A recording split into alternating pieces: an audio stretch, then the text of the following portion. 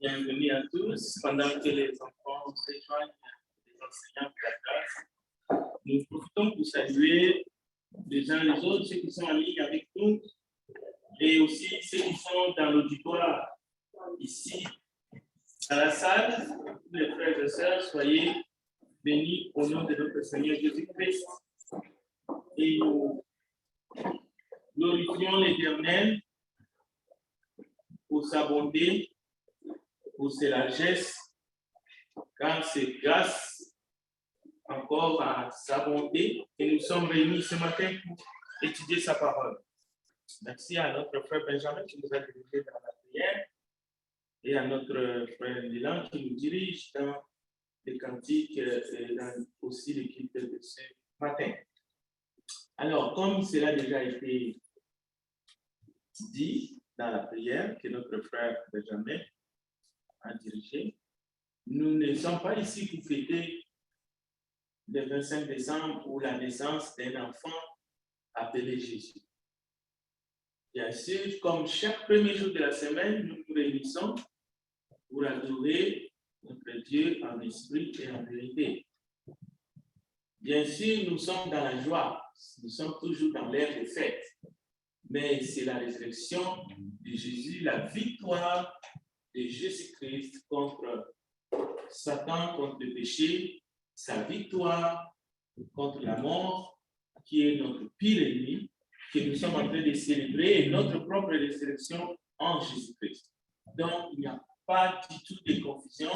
L'Église ne célèbre pas, l'Église du Christ ne fête pas Noël parce qu'à l'origine, cette fête, non seulement elle est païenne, mais elle est aussi démoniaque parce que c'est à défaut de Dieu que cela s'est référé, même si les hommes veulent faire de cela une fête des enfants ou tout simplement une fête des familles, mais on ne voit pas ce qu'on peut non plus là-dessus. Donc, nous sommes là pour les hommes.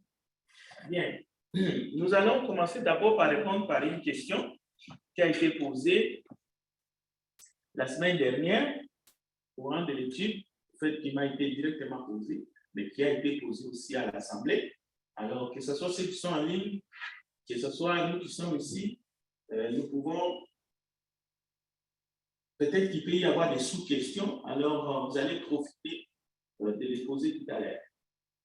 Alors, commençons d'abord par, ce n'est pas pour rien, ce que je dis maintenant me concerne aussi personnellement comme quelqu'un en tant qu'un instrument que Dieu se sert pour enseigner la parole de Dieu. Donc, je pourrais prendre aussi n'importe quel nom d'une personne qui s'est illustrée dans l'enseignement de la parole de Dieu. Mais la raison pourquoi j'ai choisi Jean Calvin, c'est parce que beaucoup se réfèrent à lui.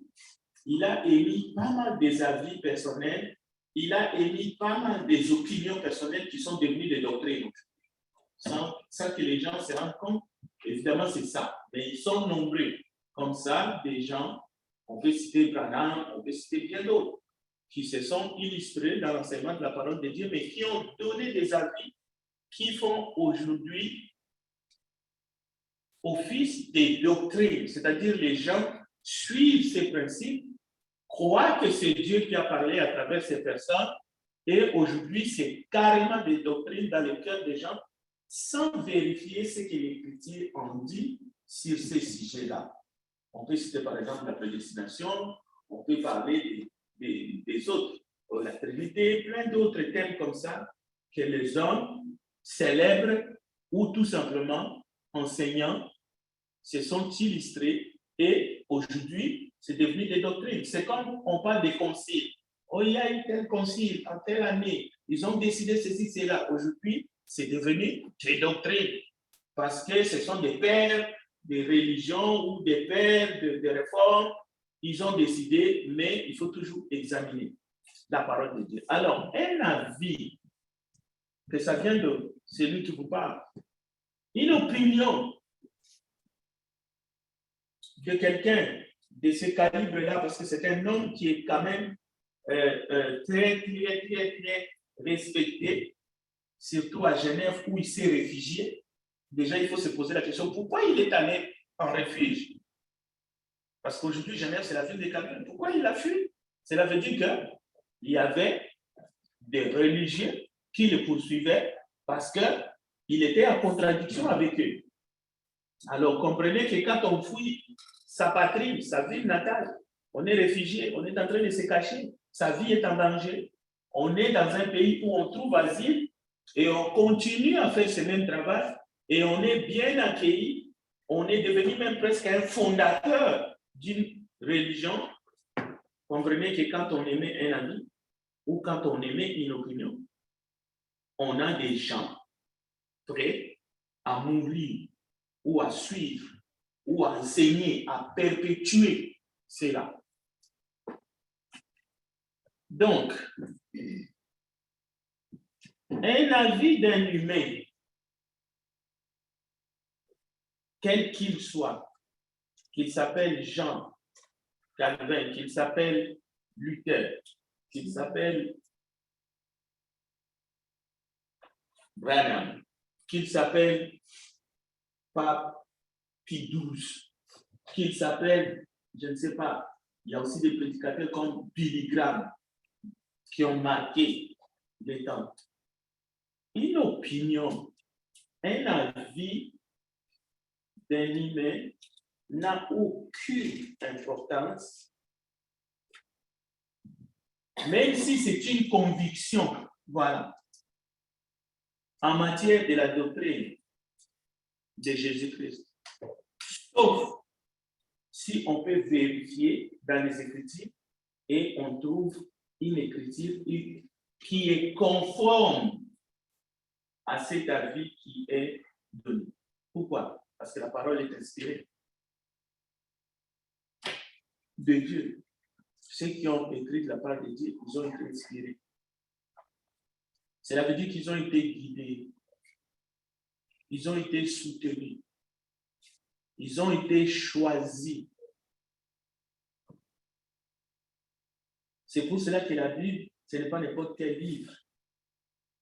La Bible, elle est inspirée. La parole écrite est inspirée de Dieu. C'est utile. Voilà. Toute écriture est utile. Pourquoi toute écriture est utile? C'est pour que nous puissions être véritablement édifiés, enseignés, équipés. C'est écrit dans 2 Timothée chapitre 3, verset 16. On connaît ça par cœur. Donc, pour que l'écriture soit inspirée, cela veut dire les hommes que Dieu a utilisés, ils ont été pas seulement remplis du Saint-Esprit comme chaque chrétien après son baptême reçoit les dons du Saint-Esprit. Les dons du Saint-Esprit que nous avons reçus, ce n'est pas pour écrire quelque chose, pour que cela soit comparable aux Écritures saintes. Non, ce n'est pas pour parler comme Marc, Jean, Luc ont parlé. On peut continuer Paul, Pierre, et aussi Jacques, Jude. Non, non, ce n'est pas pareil. Et ils ont reçu ces dons et ils ont été inspirés pour ça. C'est spécifique. Bien qu'ils avaient d'autres dons, comme Paul était évangéliste, mais en même temps, il est qualifié comme apôtre. Les Écritures le désignent comme apôtre du Seigneur, même s'il n'a pas été avec les 12. Pourquoi nous pouvons affirmer aujourd'hui que Paul était apôtre? C'est seulement à cause du témoignage des Écritures. Ce n'est pas à cause du témoignage des hommes. Oui, Paul lui-même, il dit de sa propre bouche, et il met par écrit qu'il est apôtre comme les autres. C'est pour ça que nous disons que Paul est apôtre. Sinon, on ne le compterait pas parmi les 12. Impossible. Donc, c'est ça le principe d'interprétation de la parole de Dieu. Pour répondre à cette question directe. Maintenant, la question est de savoir, lorsque nous lisons dans les textes, Paul dit c'est moi, ce n'est pas le Seigneur. Ou bien Paul dit je donne un avis. Est-ce qu'il faut aller jusqu'à penser que à ce moment-là, cette écriture-là où Paul dit c'est moi, ce n'est pas le Seigneur, c'est un avis, c'est une opinion comparable à l'opinion de Jean Calvin, comparable à la vie de Branham. Non, non, non, ce n'est pas pareil. Ça, c'est faire fausse route. On peut être séduit. Là, on tombe là où les gens du monde disent Paul a écrit certaines choses qu'il ne faut même pas prendre en considération. Il était misogyne. Ça ne venait que de lui. C'est-à-dire qu'on tombe là où les gens du monde, bien, pas les enfants de Dieu, mais les gens du monde qualifient Paul comme un faux enseignant, en fait. Pourquoi? Parce que ce qu'il a écrit, ils sont incapables de discerner et de le comprendre. Et là encore, ce n'est pas une opinion que je vous donne. C'est Pierre qui témoigne cela. Pierre dit attention aux écrits de Paul. Il confirme, il dit, il a été inspiré, oui. Il a reçu des grâces excellentes, extraordinaires, dont les gens qui sont sans esprit tordent les sens. Donc Pierre n'est pas en train de renvoyer Paul comme les gens du monde le font. Non. Pierre est en train de dire, oui, nous avons reçu des dons de l'esprit. Nous avons été inspirés pour vous écrire les lettres que vous avez reçues. Mais les lettres de Paul sont assez spéciales. Seulement les enfants de Dieu qui sont remplis de l'Esprit Saint vont recevoir, vont comprendre les lettres de Paul. Mais les autres, ils sont incapables. Parce que lui, il a reçu des dons excellents. Il parle, il fait des tournures de phrases et de mots. Alors les gens mal affermis, ils vont tordre les sens. Est-ce qu'on se comprend? Donc, il ne faut pas aller chercher lorsque Paul dit « je donne mon avis », on le met sur le même piédestal que la vie de Jean Calvin. La vie de Jean Calvin, je viens de vous dire, où mon avis, ça compte pas du tout. Il faut que ça soit conforme aux Écritures, mais pas la vie de Paul. Lorsque Paul dit « ce n'est pas moi, c'est le Seigneur », mais lui, il est inspiré. Et d'ailleurs, vous allez voir les secrets. Je vais vous montrer. Parce qu'après avoir dit tout cela, il va dire, moi aussi, j'ai l'Esprit de Dieu. Donc, c'est ça, les secrets. C'est ça, les secrets. Donc, l'Esprit de Dieu, là, qu'il dit qu'il a, ce n'est pas un Esprit de Dieu qu'il faut comparer avec les dons de cet Esprit que tout le monde a reçu, et probablement, peut-être, Jean Calvin ou d'autres, s'ils sont dans le Seigneur. Mais c'est pour appartenir à Christ. C'est pour hériter toutes les richesses, ainsi de suite, et pour enseigner la sainte doctrine. Mais on peut bien recevoir l'Esprit de Dieu, on peut dire que Jésus est Seigneur, mais on n'a pas été inspiré pour écrire la parole. Non, on n'a pas été inspiré pour que votre lettre que vous avez écrite soit couchée dans la Bible.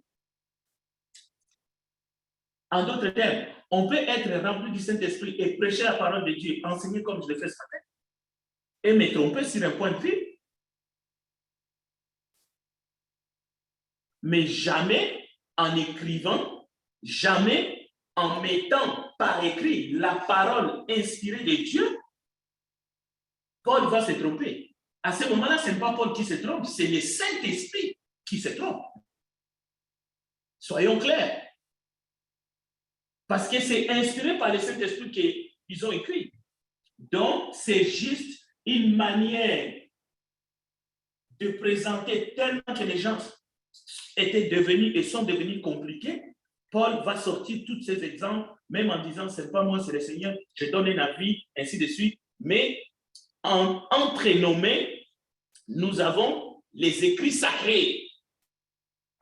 Nous avons les textes inspirés par la parole de Dieu. Ce qui n'a rien à voir avec les autres personnes qui n'ont pas été choisies pour écrire la parole de Dieu. Lorsqu'on donne un avis, lorsqu'on donne une opinion, lorsqu'on fait un commentaire, c'est pour cela que je vous dis, quel que soit le livre que vous avez, le commentaire, je ne sais pas, fait par qui, Ne prenez pas ça comme la parole inspirée de Dieu. Les commentaires bibliques ne sont pas inspirés. Peu importe qui l'a fait. Ce n'est pas que je dénigre ça. Non. On ne peut pas les mettre au même plat, au même niveau que la parole. Bon, maintenant, entrons dans le détail. Peut-être que 1 Corinthiens chapitre 7, il est dit, on ne va pas tout lire. Je vais demander simplement de nous lire le verset 10 et 12. S'il vous plaît, c'est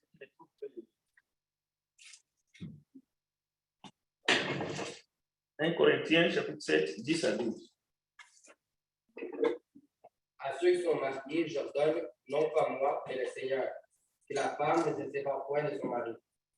Si elle est séparée, qu'elle demeure sans se marier, qu'elle se réconcilie avec son mari, et que le mari ne répudie point sa femme. Aux autres, ce n'est pas le Seigneur. C'est moi qui dis, si un frère a une femme non croyante et qu'elle consente à habiter avec lui, il ne la répudie point. Très bien. On peut se poser la question. Qu'est-ce qui est à prendre et qu'est-ce qui est à laisser dans ce que nous venons de dire? Est-ce que ce qui est à Paul, il faut qu'on le laisse tomber, et ce qui est au Seigneur, c'est ça qu'on va prendre. Là est toute la question. Et c'est là que réside la séduction, l'esprit de séduction. C'est là qu'on peut se tromper en voulant dire, mais Paul a donné une opinion. Mais comme aussi Jean Calvin a une opinion. On peut considérer l'opinion de Paul ou pas, on peut considérer l'opinion de Calvin ou pas. Ce n'est pas la parole de Dieu. Donc, on ne l'applique pas dans notre vie. C'est pour chercher la facilité. C'est pour chercher une porte de sortie pour vivre dans le péché, dans le désordre, pour ne pas obéir à la vérité de Christ. Parce que l'évangile, c'est l'évangile de Christ. Ne pensez pas parce que c'est dans les épîtres où Paul envoie ses lettres que ce n'est pas l'évangile. C'est seulement les paroles qui sont dans Marc, Jean, c'est ça l'évangile. Non. Lui-même, l'apôtre Paul le dit dans 1 Corinthiens chapitre 15. Il parle de l'évangile. 1 Corinthiens chapitre 15, verset 1 jusqu'au verset 4. L'évangile que je vous ai enseigné. Où est-ce que Jean et Paul a écrit un évangile? Non, c'est Marc, Luc, Jean et Matthieu qui sont des évangélistes patentés. Mais Paul était évangéliste pour gagner les âmes sur le terrain. Et il a prêché l'évangile. Donc, nous sommes en train de lire l'évangile ici, dans 1 Corinthiens chapitre 7. C'est l'évangile de Christ. Et Paul est apôtre de Christ. Maintenant, dans cette phrase-là, dans cette tournée de phrases-là, qu'est-ce qui est parole inspirée et qu'est-ce qui n'est pas parole inspirée? La terminologie que Paul utilise là, ce n'est pas moi, c'est le Seigneur. C'est seulement une formule d'humilité. Mais ça n'enlève en rien les commandements parce qu'il commence par « j'ordonne ». Toi, Paul, tu es qui pour ordonner aux enfants de Dieu, au peuple de Dieu? Vous savez comment il va répondre? Je suis apôtre de Christ. J'ai l'autorité, j'ai reçu l'autorité de Christ pour enseigner la parole. Alors, il ordonne, au fait, il ordonne au nom du Seigneur. Il ordonne au nom du Seigneur. Même s'il dit ce n'est pas le Seigneur, c'est moi. Encore une fois, il ordonne au nom du Seigneur parce que Paul ne fait rien de lui-même. Même pour parler, ainsi de suite. Alors, on va lire encore, on va continuer la lecture. Regardez 1 Corinthiens chapitre 7, verset 6. On va lire le verset 6, s'il vous plaît. 1 Corinthiens 7, 6.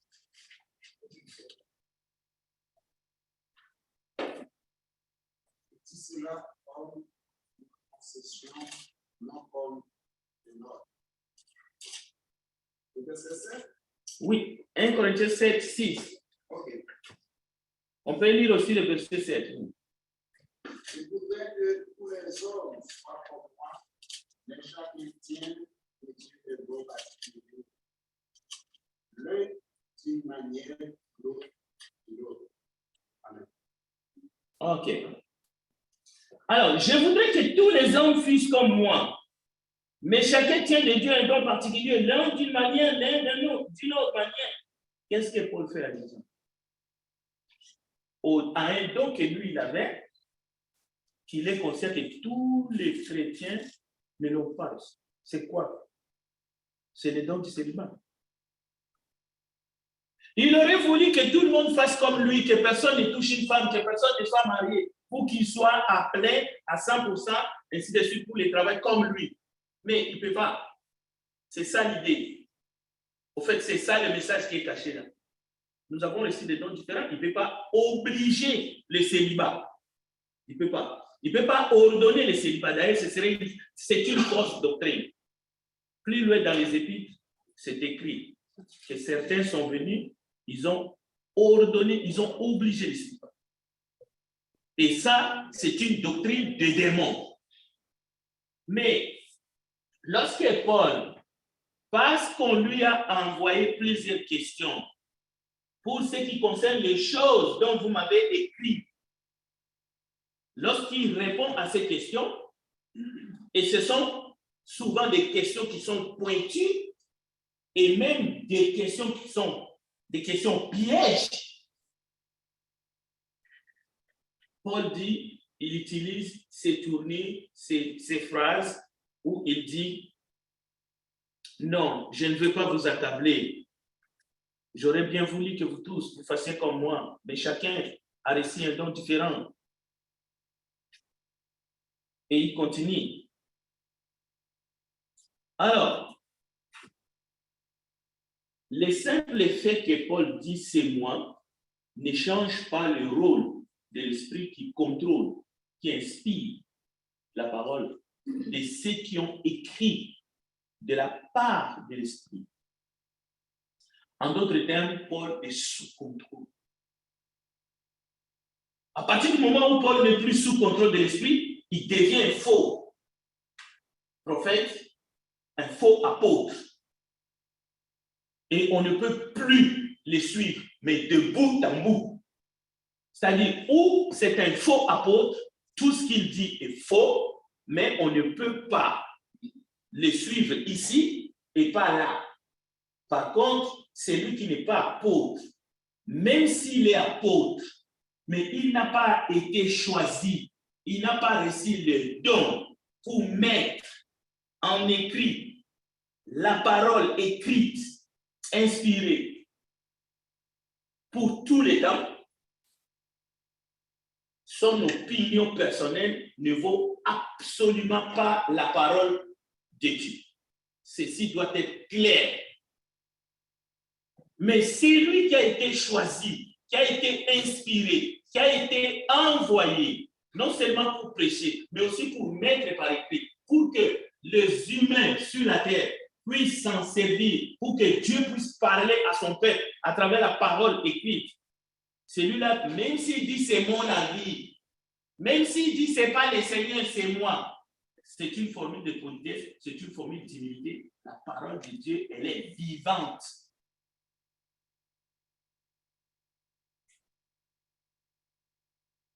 Et on doit les suivre. On doit l'appliquer. On doit obéir, surtout si ça concerne nos vies. Parce qu'ici, écoutez, je ne sais pas si on peut parler de mariage entre animaux. Même si aujourd'hui on parle de mariage entre un homme et un animal, ou entre deux hommes ou deux femmes. Ça, c'est du n'importe quoi. Mais le mariage, c'est entre un homme et une femme. Et ici, Paul est en train de répondre à ces questions. Cela veut dire que ça nous concerne. Parce que le mariage, ça concerne qui? C'est les humains que nous sommes. On ne peut pas dire non, Paul a dit quelque chose, mais ça ne s'applique pas à nous. On ne peut pas, en tout cas pas dire. Donc, il leur donne au nom du Seigneur. Même s'ils chantent. Regardons le verset 23, les secrets, et je vais vous laisser. On y va, 1 Corinthiens chapitre 7, le verset 23. À partir du verset 23.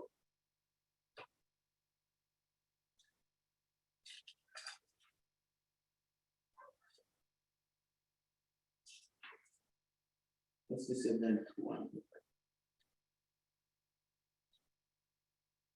Vous avez été rachetés à un grand prix. Ne devenez pas esclaves des hommes. À partir du verset 33. Il y a de même une différence, je lis le verset 34, entre la femme et la vierge. Celle qui n'est pas mariée s'inquiète des choses du Seigneur afin d'être sainte de corps et d'esprit. Et celle qui est mariée s'inquiète des choses du monde, des moyens de plaire à son mari. Écoutez, je dis cela dans votre intérêt. Ce n'est pas pour vous prendre au piège. Intéressant. Ce n'est pas pour vous prendre au piège. C'est pour vous porter à ce qui est bienséant et propre à vous attacher au Seigneur sans distraction. Donc, le mobile est là. Tout ce qu'il dit, c'est pour nous attacher au Seigneur. Donc, on ne peut pas dire, il a donné une opinion, on peut les prendre ou on peut les laisser, ou ça ne s'applique pas à nous. Parce que c'est ça, justement, qui est caché au fond lorsqu'on essaye de faire la différence entre ce que Paul dit à titre d'opinion personnelle ou ce que Paul dit, il donne un avis, on peut le suivre ou non. C'est ça. C'est l'obéissance. On continue. Parce qu'il vient de dire que c'est pour votre intérêt, pour que vous soyez attachés au Seigneur. Il continue. Si quelqu'un regarde comme déshonorant ou sa fille de dépasser l'âge nivelle et comme nécessaire de la marier, qu'il fasse ce qu'il veut. Il ne pêche point qu'on se marie. Mais celui qui a pris une femme, une ferme résolution, sans contrainte et avec l'exercice de sa propre volonté, et qui a décidé en son cœur de garder sa fille vierge, celui-là fait bien. Il y a la notion de la liberté même dans la prédication de la parole de Dieu dans l'évangile. Même quand ça concerne le salut, jamais on peut imposer le salut à qui que ce soit. C'est ça l'esprit de la parole ici quand Paul dit qu'il fasse ce qu'il veut. Pas ce qu'il veut en mal, mais toujours dans le but de plaire au Seigneur et pour notre intérêt. Parce que jamais Paul va venir imposer la vérité à qui que ce soit. Alors, c'est pour cela. Alors, ne confondez pas cet esprit de liberté dans l'application pour choisir Christ, pour embrasser le Seigneur comme un laisser-aller où chacun peut faire ce qu'il veut en dehors de la volonté de Dieu. Non. Écoutez, le verset 39. Une femme est liée aussi longtemps que son mari est vivant, mais si le mari meurt, elle est libre de se marier à qui elle veut, seulement que ce soit dans le Seigneur. Depuis que Paul a dit, ce n'est pas moi, c'est le Seigneur, c'est moi, ce n'est pas le Seigneur, est-ce qu'il a déjà dit que, ou bien il a déjà changé, il est sorti de sa posture apostolique, c'est-à-dire du fait qu'il est dicté par l'Esprit pour écrire? Non, il est toujours là, c'est Paul qui parle. Alors, quand on arrive au verset 39, quelqu'un peut dire non. Le verset 39 ici, une femme est liée aussi longtemps que son mari est vivant. Ça, c'était un avis de Paul. Ça n'a rien à voir avec la parole inspirée. Donc, la personne est séduite. Alors, regardez le verset 40. Elle est plus heureuse, néanmoins, si elle demeure comme elle est, suivant mon avis. Il vient de dire suivant mon avis. On peut tout rejeter jusque-là en bloc en disant, il a dit c'est son avis. Donc, ce n'est pas l'avis de Christ. Alors moi, mon mari est vivant, je ne le supporte plus, je peux me marier avec qui je veux, seulement que ça soit dans le Seigneur. Parce que Paul dit, c'est mon avis. Mais regardez, même si c'est en français, la Bible que je suis en train de lire, Après mon avis, il y a un point. Mais il n'y a même pas un autre verset qui va suivre. Qu'est-ce que Paul dit? J'aimerais que quelqu'un le lise dans la salle. Qu'est-ce que Paul dit? Après, c'est mon avis. Qu'est-ce qui est écrit? Allez-y, lisez la parole. Moi aussi, je crois avoir l'Esprit de Dieu. Ah, moi aussi, je crois avoir l'Esprit de Dieu. C'est ça le secret. Vous voyez, c'est à la fin de son discours sur ce sujet. Alors, c'est quoi qui pousse Paul à parler? C'est quoi qui pousse Paul à écrire? C'est l'Esprit de Dieu. C'est l'Esprit de Dieu. Est-ce que Paul ment quand il dit, moi aussi, je crois avoir l'Esprit de Dieu? Mais quelle est la différence entre Paul et Jean Calvin?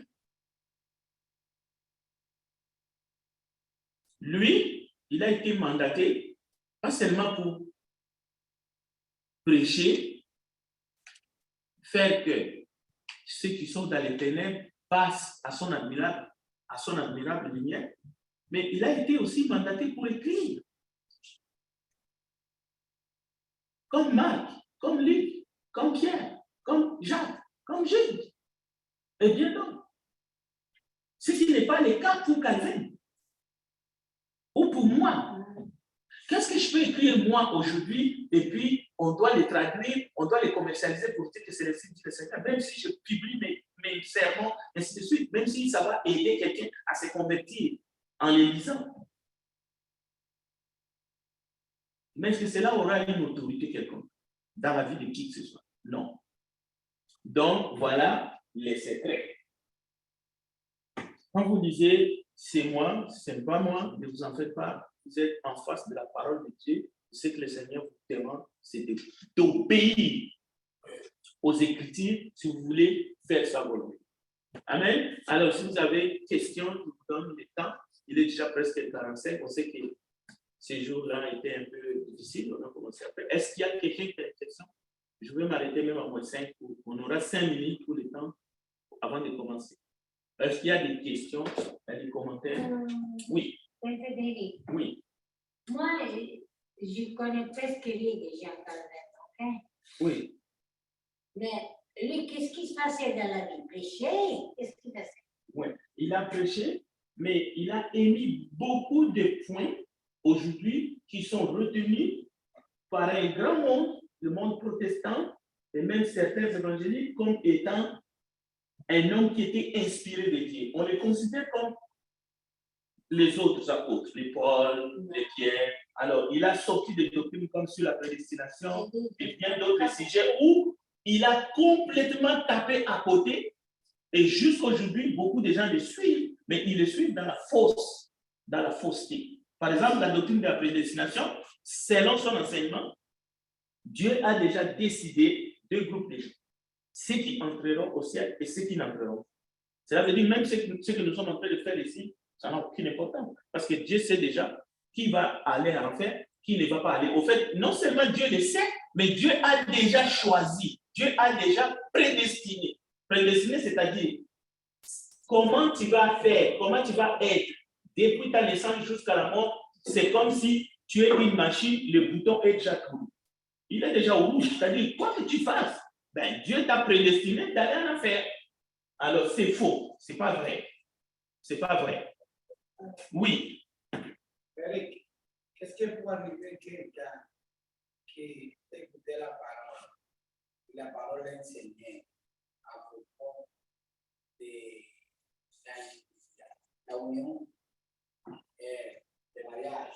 Il s'est marié pour l'église.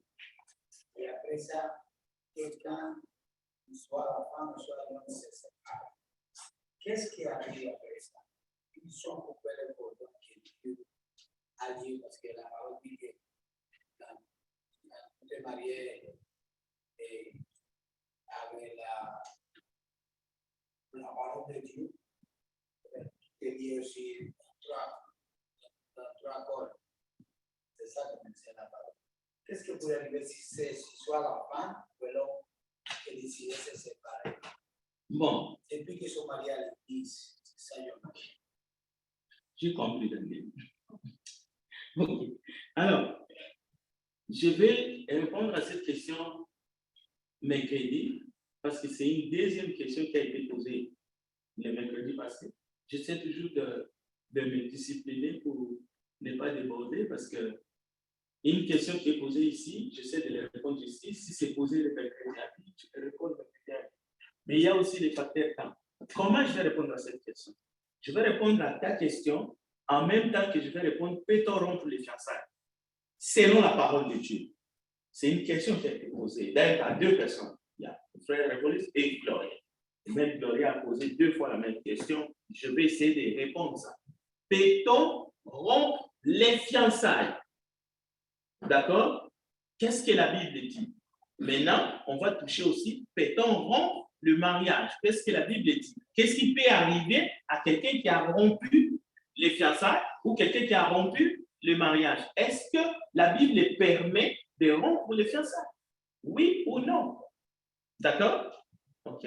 Alors, peut-être je vous donne déjà une partie des réponses. Oui? Tu peux rompre le fiançailles. Tu trouves quand tu sors avec lui et tu commences à connaître certains défauts de la personne, ok? Et un autre qui cache aussi les défauts dans les fiançailles. Alors, c'est mieux de se laisser. Oui, avant de venir le vie. Ok, on va terminer par la prière, mais comme le frère a dit, peut-on rompre les fiançailles? Oui. J'ai dit oui et non. Oui, on voit Joseph était en voie, il avait commencé déjà le processus pour mettre fin aux fiançailles entre lui et Marie. Donc, peut-on rompre les fiançailles? Oui, il voulait rompre. Joseph voulait rompre. Oui. La Bible dit qu'il voulait rompre, même il voulait les faire en cachette. Il voulait les faire, disons, discrètement. Mais il voulait les faire. Donc, on peut rompre les fiançailles. Mais il y a aussi non, on ne peut pas rompre si c'est pour des futilités.